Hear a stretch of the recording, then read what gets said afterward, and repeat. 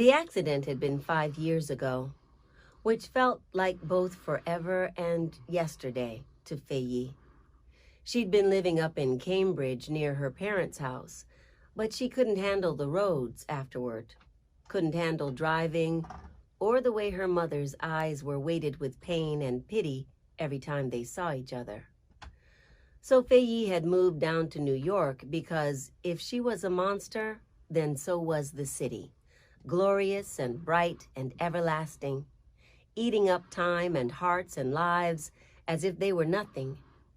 She wanted to be consumed by the relentless volume of a place so much louder than she was, a place where her past and her pain could drown in the noise.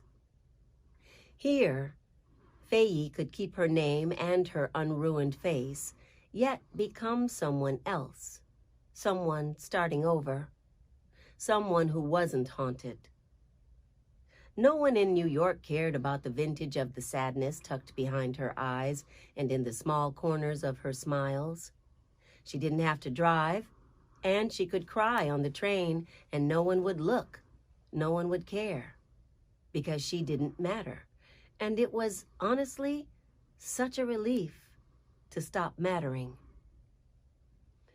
Faye moved into a brownstone apartment with Joy, her best friend from college, and paid for it with the life insurance money, trying to ignore how ghoulish that felt.